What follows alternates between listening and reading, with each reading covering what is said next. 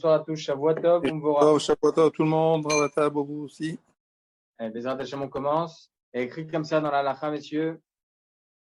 Alors, on était par rapport à la quantité de chaque moti, de chaque pain, avant de pouvoir faire la bracha de Netziat Yadayim, ou bichlal Netziat Yadayim ou pas. On avait vu, messieurs, la semaine dernière, que lorsqu'on mange moins que kabetza, plus que kazaït, il faut faire Netziat Yadayim sans bracha. Mais lorsqu'on mange moins que kazaït, il n'y a pas besoin de faire Netziat Yadayim. Celui qui veut être plus mahmir, bechavod. En tout cas, Netziat Yadayim, c'est évident que celui qui veut faire moins que kazaït, ça sera évident, ça sera sans bracha. Mais est-ce obligatoire? Pas du tout obligatoire. C'est-à-dire que si il y a une personne qui souhaite manger les restes, des morceaux de pizza par exemple, des gosses par exemple, et se dit voilà, je vais faire juste la bracha de Hamotzi. Évidemment, la bracha de Hamotzi, il faut la faire, mais pas besoin de faire Netziat Yadayim. Et évidemment, il n'y aura pas besoin non plus de faire Birkat Amazon. Alors, il y en a certains qui se posent la question, est-ce que c'est bien de faire comme ça? Est-ce que c'est pas bien de faire comme ça? Il n'y a pas d'interdit. Il n'y a pas d'interdit. Une personne qui veut juste grignoter, il n'a pas l'obligation de grignoter pour devoir en arriver à faire une bracha charona. Celui qui veut faire le mieux, etc. Et est-ce que c'est pas bien? Non, il n'y a pas d'interdit. Aucun interdit de manger moins qu'un kazaït, parce que la personne veut juste grignoter un petit truc, et ensuite ne pas avoir besoin, évidemment, de faire bracha charona. Alors là, évidemment, si une personne n'a pas mangé la quantité requise, évidemment, il ne peut pas se dire, ah non, moi je peux pas, je suis obligé de faire la mechia, ou bien avoir des fachotes, ou bien le méchané qui est bracha charona. Évidemment que dans ce cas de figure, il n'aura pas le droit de faire bracha charona. C'est bracha batala. Et là, messieurs, on devait commencer aujourd'hui, Baruch Hashem, ce séif, en ce qui concerne Tiboulot Bemashke. Alors, nous avons deux sortes de Netziat Yadayim. La première sorte de Netziat Yadayim que nous avons, que nous connaissons tous, c'est Netziat Yadayim sur le pain. Et là, on va parler sur une deuxième sorte de Netziat Yadayim. Oubliez tous les codes que nous avons vus dans les lois de Netziat Yadayim en ce qui concerne le pain. Maintenant, on va trouver de nouveaux codes en ce qui concerne Netziat Yadayim lorsque l'on touche un des 7 liquides avec un aliment. Et c'est ce qu'on va voir, Merci Hachem, aujourd'hui. On va essayer d'expliquer ensemble. Il existe, messieurs, dans la Gemara Maseret Roulin, une machloket, pas dans la Gemara même, mais dans les Rishonim sur cette Gemara, en ce qui concerne la Tiboulot Bemashke. Je crois pas que c'est Maseret Roulin, pardon. Je crois que c'est un Maseret Psachim. Par rapport à Tiboulot Bemashke, est-ce une obligation de devoir faire et de procéder à une ablution des mains, ou bien il n'y a plus de ça aujourd'hui? Je m'explique. Il faut savoir, messieurs, il y a écrit comme ça dans la Mishnah, Maseret Para, Perekret, je me souviens plus, Mishnah Dalet, je crois. Il faut que je revoie là-bas, je vais voir ça tout de suite. Ça ne peut pas vous mettre des mauvaises références. Est-ce que j'ai ici? Non, je vais voir là-bas. Une petite seconde, hein. Donc, Maseret Para, Perekret, bon, je ne vais pas vous faire perdre de temps, messieurs. Je vais le retrouver tout de suite. C'est écrit, messieurs, dans la Maseret Para, que au temps du Beth Amikdash, lorsque les mains, elles étaient tamées, elles étaient impures, et elles touchaient un liquide, ce liquide ne devenait pas troisième du nom de tamé. Parce que lorsque vous avez, par exemple, Avatuma, vous avez l'élément principal qui est impur, c'est l'impureté par excellence. C'est comme Phrase Shalom, Shalom David Sarot, une personne qui est décédée. La personne qui est décédée, c'est le Avatuma. C'est lui qui est tamé le premier. C'est l'impureté par excellence. Lorsqu'une personne va le toucher, il devient Sheni la Touma. Il devient le deuxième de celui qui a été impurifié. Lorsque la personne va toucher un aliment avec sa main qui est devenu tamé, l'aliment en question va devenir troisième la Touma. Va devenir troisième dans l'impureté. Et ça, c'était uniquement pour les choses qui étaient kadosh, comme la terouma, etc. Tout ce qui était roulin, par exemple du pain, nous, en tant que personne juive normale qui habitait à l'extérieur du Beth Amikdash, évidemment, n'étant pas Kohanim ni Lévi'im, on n'avait pas cette obligation en réalité de manger du pain qui n'était pas kadosh, ok, alors que on était nous-mêmes tamés, d'accord, parce que le pain lui-même ne va pas devenir tamé en soi, du fait que ce pain-là est roulin, ok, c'est quelque chose qui est extérieur à tout ce qui est kadosh, d'accord, donc on a le droit de manger ce pain-là. L'homme est chané. En tout cas, ce que je vous explique, ça, c'est pour un aliment. la main vers un aliment. Mais lorsqu'il s'agit de la main vers un liquide, la Mishnah dans la Maseret Para vient nous apprendre que l'eau qui a été touchée par le deuxième du nom de la Touma, la main, va devenir, cette eau-là va devenir Rishon, la Touma. Comme si c'était la Touma par excellence. Et il y en a certains qui pensent que cette Touma sur cette boisson, sur ce liquide, c'est un Issur de Horaïta. C'est un interdit de la Torah. Donc, qu'est-ce qu'ils sont venus, Chachamim? Ils ont dit, attends. Là aussi, il faut essayer de normaliser quelque chose. Normaliser une certaine Kedusha vis-à-vis d'un liquide. Un aliment qui touche un liquide, c'est possible que ce liquide-là va rendre tamé mon aliment. Donc, il faut faire attention. Là est provenu cet interdit-là de manger un aliment qui a touché un liquide. Qu'est-ce qu'ils ont dit, Chazal? Qu'est-ce qu'ils nous ont enseigné, Chachamim? Tu as la possibilité de manger cet aliment qui est assez humide. Ok, on va voir, Bezrat Hashem, c'est quoi humide? C'est-à-dire, lorsque je vais toucher, je vais voir sur la paume de ma main que c'est un peu liquide, que c'est un peu, mouillé. Ça s'appelle Tofeach Almenat Latpiach. Donc, lorsque vous avez un aliment qui est touché par un liquide, on verra c'est lequel liquide, eh bien, cet aliment, avant de pouvoir le manger, il faut obligatoirement que je dois faire maintenant la Netiat Yadayim. Maintenant, il y a une marloquette. Est-ce que Netiat Yadayim sur Tiboulou Memaché, est-ce que il faut faire avec bracha ou sans bracha? Est-ce une obligation bichlal ou pas? Halakha lemaaseh, messieurs, Maran à Shulchan Aruch. Écoutez bien Maran. Maran et Shulchan Aruch, il vient de nous apprendre. Im ochel davar shetibulo be'echad mishivat mashkin. Donc, on est toujours dans Siman Kuf Nun Chet, messieurs.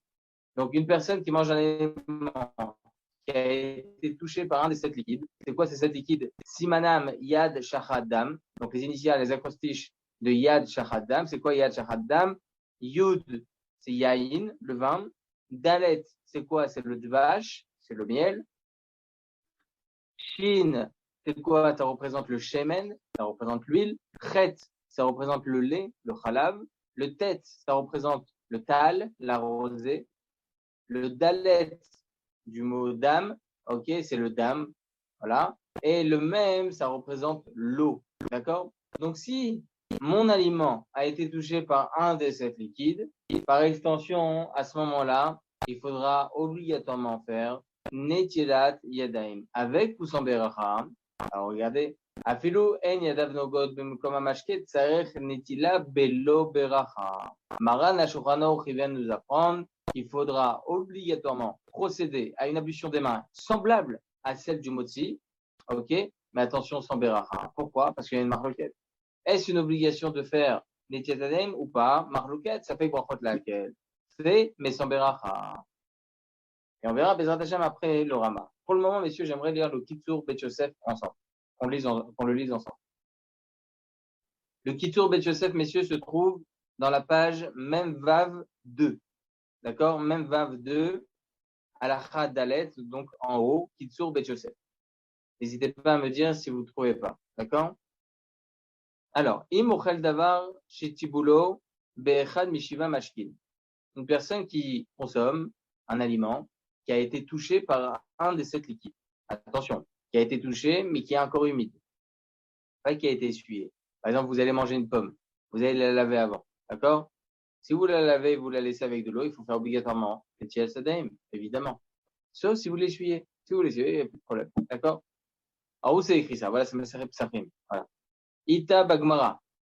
C'est rapporté par la Gemara. Ita, en araméen, c'est Ravatab, quand vous dites essuyer entièrement et complètement essuyé ou essuyé, c'est genre on a passé une serviette dessus, il reste peut-être quelques traces d'humidité. Il faut que ça soit sec au point lorsque je prends la pomme dans les mains, ma main ne sera pas humidifiée. Ok, parfait. C'est ça la Gemara. Rav, quand on a lavé la pomme, on avait les mains mouillées. Ah, il faut s'essuyer les mains. Et il faut essuyer la pomme. Exactement, les deux. Et la pomme, qui c'est qui lui enlève sa touma alors? Elle a enlevé à partir du moment où je l'essuie, ça y est, il n'y a plus. Il n'y a pas de touma. Il n'y a pas de touma. Elle est où la touma? La touma, c'est uniquement si je vais consommer cette pomme-là avec le liquide. Si, comme il dit dans la Shulchan Aruch, regardez les mots du Shulchan Aruch. Je vais reprendre juste le Seif Dalet. Im ochel davar shetibulo be'echan mishiva mashkin, shesimanam yad shachadam, velo nitnagev, et cet aliment n'a pas été essuyé, afilu en yadav nogod bimkom mamashke, même si en réalité, ma main, lorsque je prends l'aliment en question, ne va pas toucher le liquide. Par exemple, je prends la pomme sur l'autre oignon et la queue. D'accord? Je prends comme ça. Je touche pas à l'eau. Quand bien même, tsarich netila belo bracha. Donc, vous voyez que on parle plus de la technique. Ah, si je touche ou pas l'eau. Non. À partir du moment où je l'essuie, il n'y a plus de problème. Si je ne l'essuie pas, il y a toujours un problème. C'est tout. D'accord? On verra pourquoi. Hein. Mais évidemment, il y a des explications sur chaque chose. Et au moins, les choses, elles seront bien propres. Mais en espérant, Bezrat Hashem, qu'on puisse bien expliquer. Alors, regardez. Kitsur Bet Yosef.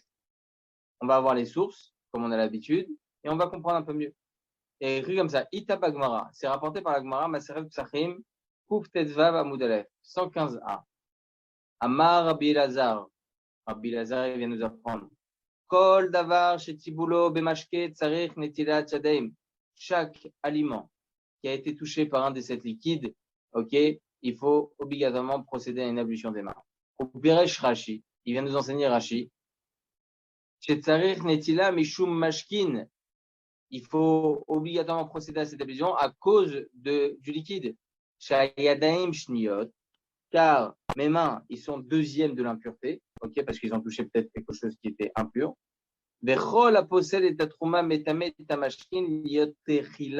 Tout celui qui vient, c'est-à-dire mes mains, qui peuvent rendre impur la terouma, ces mains-là vont rendre impur le mashkin, le liquide en question, techila. Comme si que le liquide va devenir le premier de la touma. Comme ça, c'est rapporté, messieurs, dans la Maseret de Para, comme ça, c'est expliqué. Bonsoir Avishai, Shavuot Tov, Umborah. Donc, les mains vont rendre impur comme si que le liquide va devenir premier du nom, Chaz Shalom. Comme si que maintenant, c'est une Touma, c'est la première Touma. Vechenda Tagon Rabbeinu Yona. Ça, c'est aussi l'opinion de Rabbeinu Yona. Comme ça, il explique Rashi, ok, il explique comme ça la Gemara. Et Rabbeinu Yona, comme ça, il explique aussi Vechenireda Atarosh. Ça serait peut-être aussi l'opinion du Roche. Avala Tosafot, regardez la marloquette. Mais les Tosafot dans le traité Psachim, sur place là-bas, Kouf Tetva Vomdalev. Qu'êtes-vous? She'en nire le faresh de mishum schar truma kmo bepat. Ils disent, les Tosafot, non, c'est aucun rapport avec pureté et impureté. Ok? Pardon. C'est pas en rapport avec pureté et impureté. C'est que on peut pas assimiler la même problématique du pain avec le fait de la terouma, ok, la terouma, pardon, avec mes mains, ok, et le deal maintenant que je vais manger un aliment qui est pas liquide, pardon, qui est humide. On ne peut pas affilier les deux cachets. Tu ne peux pas dire que la raison d'être, voilà. Tu ne peux pas dire que la raison d'être de Tibulo Bemashke, donc le fait de procéder à une ablution des mains lorsque je mangeais un aliment qui est humide, il ne faut pas dire que cette Netilat Yadayim est semblable à celui du pain. Pourquoi? Et là, ta'am ou mishum shanogia beyada bemashkin oseotam techila. Comme ça, il explique Tosafot. Le fait que mes mains maintenant vont toucher le liquide, ils deviennent premiers de la touma. Le fait maintenant que je vais toucher ce liquide, messieurs, je vais le rendre tamé, ce liquide, et je vais manger quelque chose de tamé. Et là, mon corps va devenir tamé. Comme ça, il explique Tosafot. Rabbeinu Yerucham, Evi Pirouche Tosaf, Marishonim. Rabbeinu Yerucham, il vient d'expliquer d'une autre façon donc il vient rapporter d'autres opinions des Rishonim. Le fait de manger un aliment qui est humide, il faut se laver les mains au préalable par rapport à une certaine propreté. Le fait qu'il touche ses mains avec quelque chose de liquide, c'est impropre. Imaginez-vous une seconde pour essayer d'imager ce que vous nous enseignez Rabbeinu Yerucham selon les Rishonim. Vous avez les mains remplies de ciment. Ok? J'image, messieurs, de manière très lointaine, d'accord? Vous avez les mains remplies de ciment. Ensuite, vous allez pour manger une pomme et cette pomme-là, elle est humide. Vous allez pourrir la pomme, on est bien d'accord. C'est ça, en fait, la kavana de Rabbeinu Yerucham. Lorsque tu vas manger quelque chose qui a été touché par un liquide et cet aliment est encore humide, mishum nikiyut, afin d'être propre lorsque tu manges, il faut que tu te laves les mains. Donc, en tout cas, comme ça explique, attendez une petite seconde, comme ça explique Rabbeinu Yoram. Rav, j'ai une question.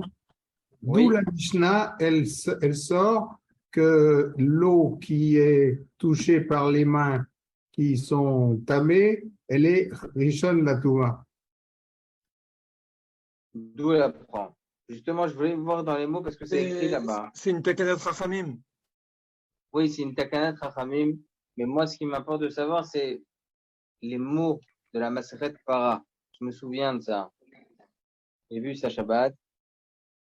J'arrive à trouver la source, messieurs. Je ne sais pas pourquoi je pensais que c'était Père Ekret Mishnah Dalet. La Maseret Para. C'est le même principe en réalité que le pain, enfin, à proprement dit.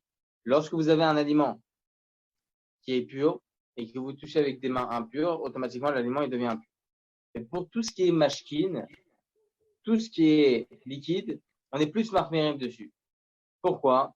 Il y a écrit, il y a une autre Gemara, je ne me souviens plus où, qui dit là-bas que quand est-ce que un champ il est terminé, c'est-à-dire que la personne elle a terminé de le moissonner, de tout faire et d'engranger, c'est lorsque par exemple vous avez une pomme, ok, qui est tombée de l'arbre et qui a eu la pluie derrière. Pourquoi? Parce que la pluie va venir purifier, en réalité. Purifier cette pomme. Ou au contraire, venir l'impurifier. L'eau a une particularité dans tout ce qui est Touma Vetara. Pour vous l'expliquer en une seconde, c'est très compliqué, évidemment, surtout que j'ai pas tous les éléments, évidemment. Mais lorsqu'il s'agit d'un liquide, on est beaucoup plus marqué. Par exemple, je vous donne un exemple. On va dire qu'on connaît un peu plus chez l'Oneda Betzarot. On a un din, messieurs, par exemple, de Maïm Beshruna Tamet. C'est quoi Maïm Beshruna Tamet? C'est les eaux qui passent dans le quartier où il y a Chazécham un défunt. Tous les eaux qui sont autour, qui sont vraiment collées au défunt, tous ces eaux-là, ils sont impurs. Qu'est-ce qu'ils faisaient à l'époque? Eh bien, ils prenaient toutes les bouteilles d'eau qu'il y avait, par exemple, dans l'immeuble, hop, ils jetaient tout, parce que c'était tamé. L'eau a une plus grande absorption de Touma. Si on peut être, on va dire, dans l'image à 100%. Elle absorbe énormément de Touma, l'eau. Donc, on est beaucoup plus marmérim. Et à contrario, vous avez vu que l'eau est l'élément principal pour purifier. Une femme qui va au mikvé, c'est dans une CA, dans 40 CA. Donc, on voit que l'eau a une particularité dans tout ce qui est Touma Vetara. D'accord? En tout cas, l'absorption de l'eau est beaucoup plus importante dans tout ce qui est Touma Vetara.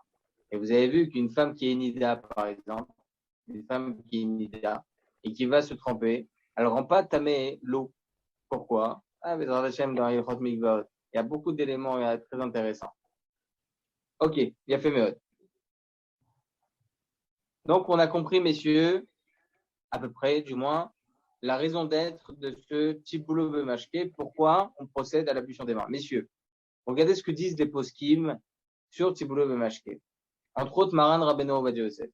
Ils disent tous ces poskim que malheureusement, on n'a jamais bien étudié ces halachot de Tiboulot Bemashke parce que nombreux sont les gens qui n'ont pas fait attention à ces misotes-là. Nombreux sont les gens parce qu'étant donné qu'il y a certains poskim qui disent que c'est pas nécessaire, donc on a été tofes, on a pris cette opinion-là sans le savoir, on s'est dit non, c'est pas quelque chose d'obligatoire. Hier, j'ai entendu quelqu'un dire que c'est dommage lorsque nous avons des mitzvot positives, que ce soit des rabanan ou des oraita, et qu'une personne ne fait pas attention, elle se dit bon, c'est pas grave, je vais pas le faire. Ça s'appelle bitul mitzvah tassé ou bitul mitzvah des rabanan. Et il rapporte là-bas, je me souviens plus qu'est-ce qu'il rapporte, un des grands Baal et Moussa, il dit que malheureusement, le fait de ne pas faire attention à certaines mitzvot, ça mène à la personne malheureusement à ne pas accomplir d'autres mitzvot. Faire très attention, messieurs. Tiboulot Bemashke, c'est une halakha qui est rapportée autant par la Gemara, autant par les Rishonim, d'accord? Et le Roche, on a vu Rabbeinu Yona, Rashi, et Tosafot, Rabbeinu Yerucham, d'accord? Donc, c'est très important de bien connaître toutes ces halakhot, messieurs. Et Bezrat Hashem, il y a pas mal de choses à comprendre et à savoir. Bezrat Hashem, on va essayer d'en parler bien ensemble. Regardez le Mishnah Bora, hein. Yud Katan, Yud Aleph. On est dans même Vav 2, mais du côté Shulchan Aruch Mishnah Bora. En bas, Yud Aleph, Davar, et dit tout ce qui est Davar, tout aliment qui a été touché par un liquide, un de ces liquides, il faut faire Netilat Yadayim sans Beracha. C'est quoi cet aliment? Yerek, Perot, Abassar. Il dit même la viande, même les légumes, même les fruits, si je mange avec les mains, on verra ça aussi. Une personne qui mange avec une fourchette, est-ce que c'est le derrière, c'est pas le derrière? On va en parler. Qu'en est-il par rapport à un lait avec des cornflakes? Est-ce que je dois faire Netilat Yadayim avant? On va en parler, merci Hachem. En tout cas, on vient de dire ici que lorsqu'il y a un aliment qui est touché par un déchet liquide, même si c'est de la viande, des fruits, ou bien même un légume, il faut obligatoirement faire un Netilat Yadayim sans beracha. Même si on le sait que Bezrat Hashem, on verra dans le Seif, messieurs, on verra qu'en aucun cas, Chachamim, ils ont institué une Netilat Yadayim sur des fruits. Bien que les fruits aussi étaient reçus par les Kohanim, Nachon. Donc il y avait ce dîne-là de Trouma, et de Srar Trouma aussi sur les fruits. Mais Chazal nous enseigne, étant donné que l'élément principal reçu par les Kohanim, c'était Reshit Deganecha, c'est-à-dire les céréales. Donc Chachamim, ils ont été Metaken, ils ont institué cette Netilat Yadayim, du pain, je parle, hein, uniquement sur les céréales, en l'occurrence sur le pain, sur lequel on fait Amotzi la Féminaret. Mais sur les fruits, en aucun cas. Là, il vient de nous apprendre le Mishnah Berurah, c'est les poskim qui le disent, hein, c'est pas seulement Mishnah Berurah. Il dit ici, même si Chachamim n'ont pas institué de Netilat Yadayim sur les fruits, Atam, Aperot, Atman, Lo nitmeu me'ayadayim, שהידיים שניות הן, ואין שני עושה שלישי בחולין. מה שאין כן כשטבולן במשקה, ובמשקה קיים עלן דנגיע בידיים, מטמא אותן להיות תחילה, תקנו ליטול את הידיים שלא יטמאו המשכין על ידם ויפסול אחר כך גם האוכל. C'est tout ce que je vous ai expliqué en réalité. Et dire que les fruits, ils ne se rendent pas impurs, mais à cause de l'eau, l'eau va rendre impur maintenant le fruit. Et l'eau est devenue richonne. Et le problème, c'est que je ne peux plus manger maintenant cet aliment, étant donné que maintenant, je vais rendre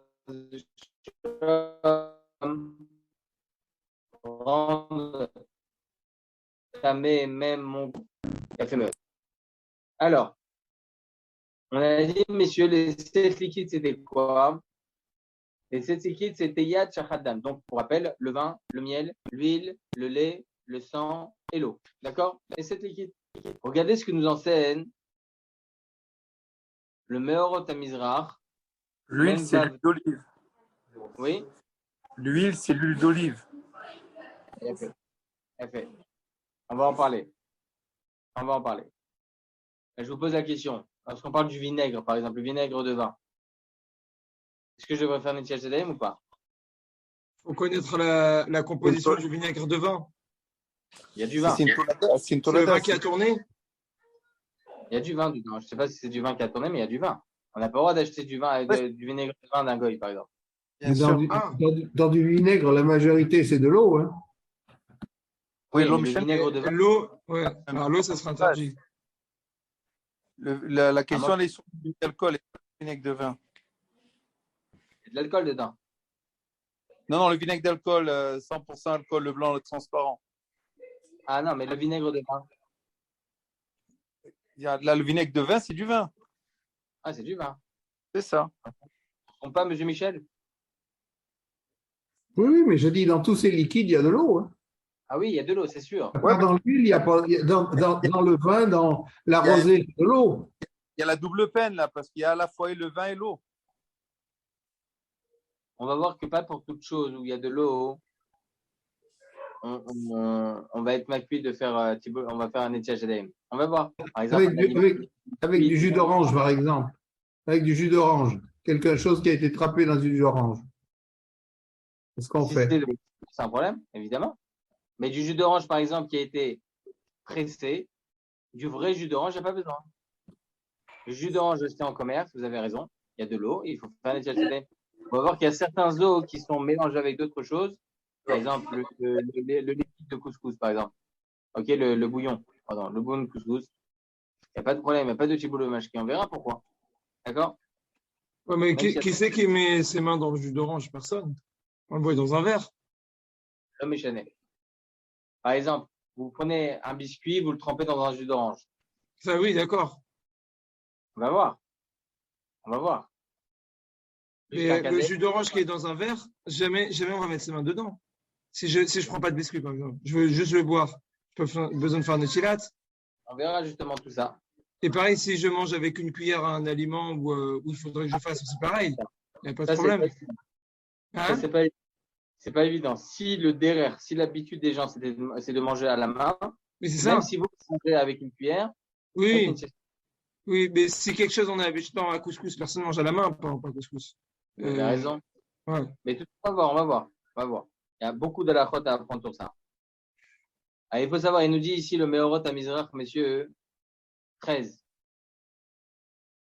13, donc le Meorot à Mizrach, donc la page même Vav 2. Yain, Vechoulé, etc. Shemen, donc le vin, l'huile, etc. Vechometz Yain, Vechlalze. Il dit le Benishraï et le Kafachaim. Ils disent que le vinaigre de vin fait partie de ces 7 liquides-là.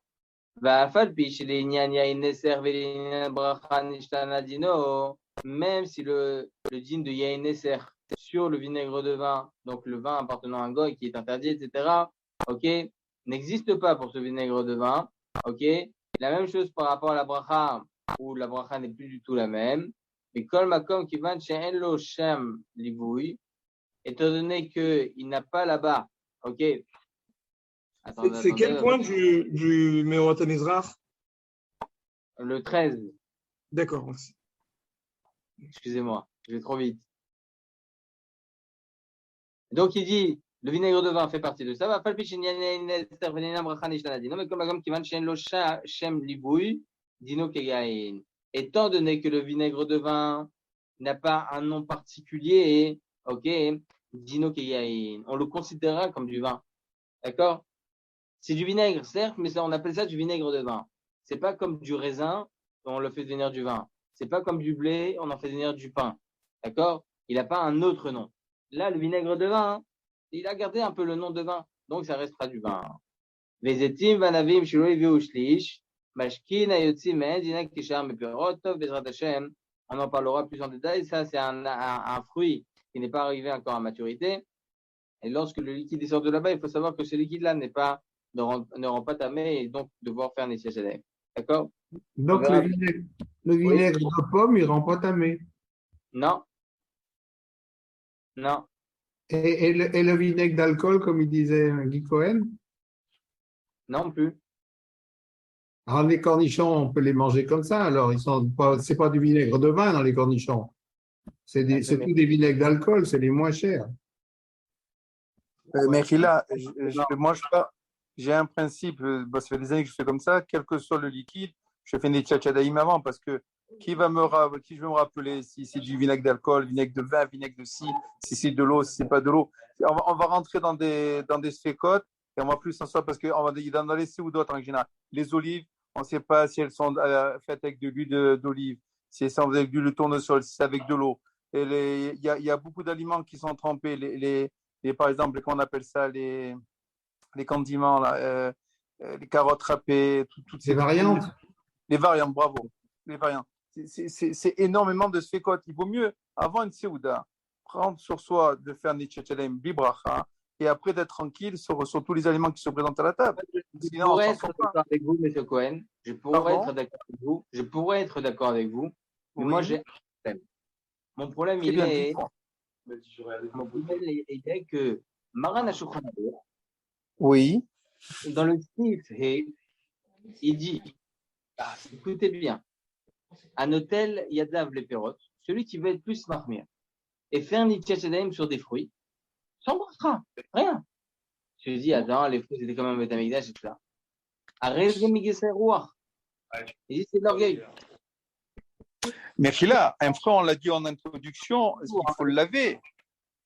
Non, on est là pour étudier. La question, voilà. Vous avez dit tout à l'heure, un fruit, il faut le laver.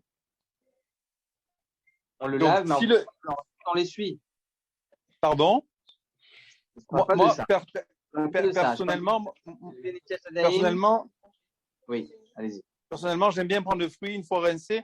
J'aime pas spécialement l'essuyer. J'aime bien le manger comme ça. Ah, très bien, très bien. Vous voyez ce que je dis? Non, ce que je veux dire par là, c'est être marmire pour rien, ça sert à rien. Mais pour éviter les sphécotes, parce que c'est une halakha qui n'est pas forcément établie par tout le monde, comprise et établie par tout le monde. C'est quelque chose. Moi, quand je l'ai appris il y a quelques années en arrière, pour moi, c'était entre guillemets une révélation. Pour moi, la Touma et Tara, c'était des concepts, mais qui n'étaient pas forcément liés au quotidien de la Khila qu'on avait matin, midi et soir. Un exemple, on verra plus tard dans la Khila, on prend des céréales avec une cuillère, mais on trempe un biscuit dans son café au lait. Dans le même événement, on se retrouvait à la fois à tremper quelque chose et à la fois utiliser une cuillère. Donc, moi, je pars du principe il vaut mieux éviter de tous les sécotes, se laver les mains sans bracha, bien évidemment, et ne pas rentrer dans des problématiques, tout simplement. Je ne sais pas, ça, c'est mon point de vue en tout cas. Le problème, c'est que si vous faites des sur quelque chose qu'il ne faut pas, ça ne sert à rien. Je veux dire. Non, c'est pas une bracha levatala. Non, vous avez raison. Non. Donc, le concept de dire que c'est pour rien, c'est compliqué à l'admettre dans le sens où, d'abord, mishum nikiyut. Donc, on peut très bien se laver les mains pour la propreté. Donc, on peut en faire entre guillemets d'une pierre deux coups. On se lave les mains pour la propreté, comme un avis a été donné tout à l'heure. Et d'un autre côté, c'est pour quand on arrive à table. Encore une fois, quand on est à table, même à la maison chez nous, mon épouse, lorsqu'elle met des choses à table, je ne sais pas moi exactement ce qui a été fait. Je ne vais pas lui demander la composition de chaque plat, chaque repas. Est-ce qu'il y a de l'eau? Est-ce que c'est Shiva Mashkim ou pas? Je ne me prends pas la tête. Je me lave les mains avant. Je fais la Netchia Shelaim sans bracha, bien évidemment, parce qu'il n'y aura pas de pain éventuellement pour ce repas en question. Et je prends aucun risque. Parce que dire qu'il faut connaître parfaitement ce qu'on mange pour savoir si on fait Netchia Shelaim ou pas, pour moi, personnellement, c'est quasiment impossible.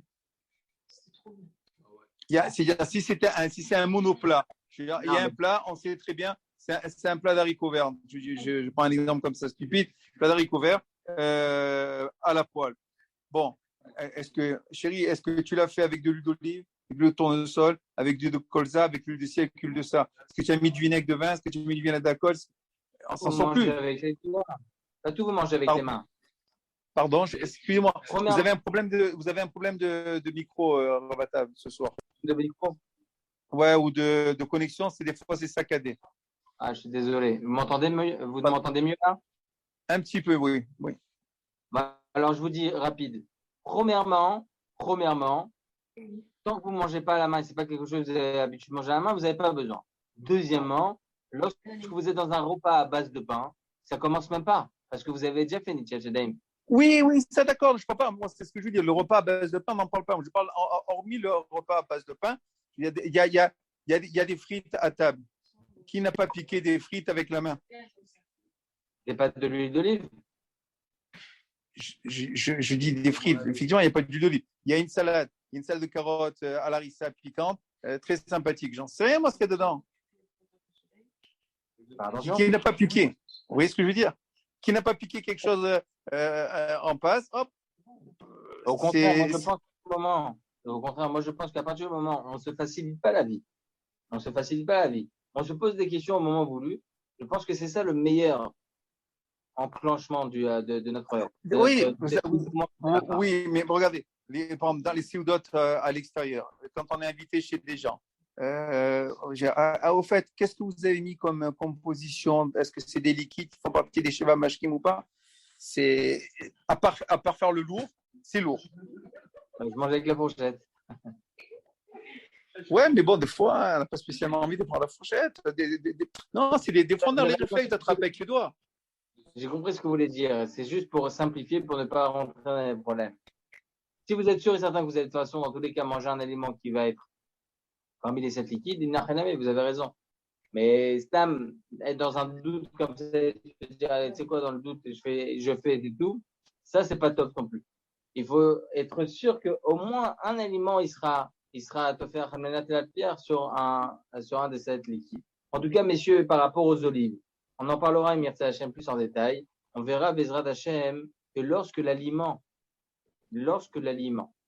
écoutez bien, il est mévouchal, il est cuit, d'accord, et qui fait moins qu'un kazaït, il n'y a pas besoin d'être marmière de faire un Netchia Shelaim.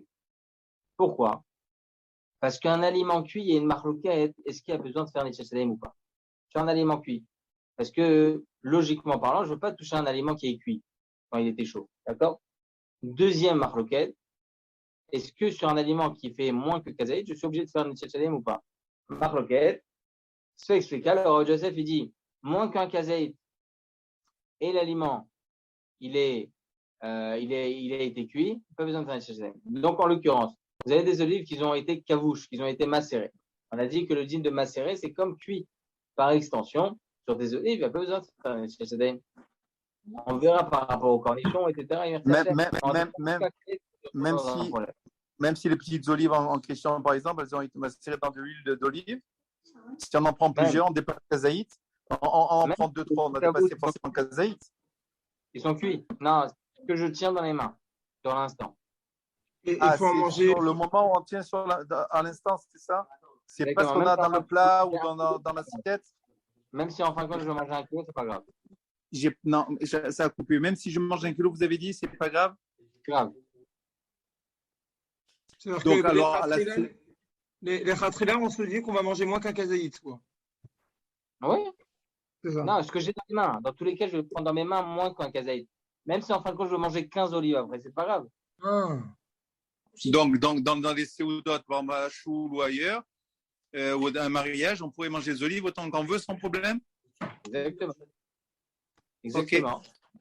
Okay. C'est pas ce qu'on va manger, c'est ce qu'on tient dans la main. C'est ça le Rav Joseph, lorsqu'il avait un gâteau, un biscuit, il voulait le tremper dans son café, il le coupait en deux pour ne pas la caser. Pour ne pas avoir le problème de Sheva Mashkim, c'est ça? Exactement. Il n'y a pas de kazaït dans un gâteau. C'est bien. Oui. S'il avait un gâteau. Ah, d'accord. Non, il y a un kazaït. Non, un croissant dans un café. Hein.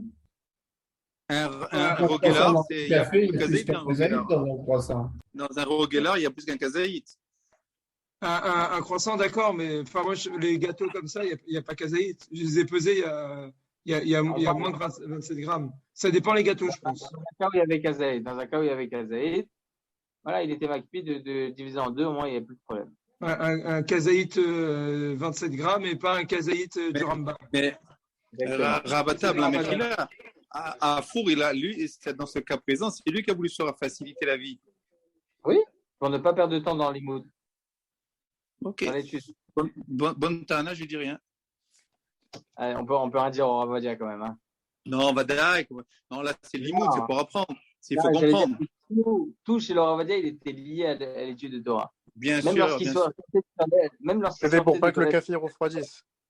Lorsqu'il sortait des toilettes pour poser la cavotte, il faisait une étienne sans le Kelly. Pour ne pas perdre de temps, le temps que ça se remplisse. Ce soir, c'est Chio Mesourid Nefesh. Ça a été compliqué de vous écouter du début jusqu'à la fin. Je suis désolé. C'est pas grave. Non, juste voilà, pour le prochain Chio, faites attention que c'était pas évident, c'était vraiment saccadé. Ah là. Là, je vais tout de suite prendre mon ordinateur. Bon, en tout cas, les amis, Bezrat Hashem, à demain. Bezrat Hashem. Désolé pour les connexions. Bas Lachaim, merci Hashem, on se revoit demain pour un nouveau chiot meilleur. Bezrat Hashem. Allez. Est-ce que vous pouvez m'envoyer le cours parce que j'ai loupé le début? Pas de problème. Merci.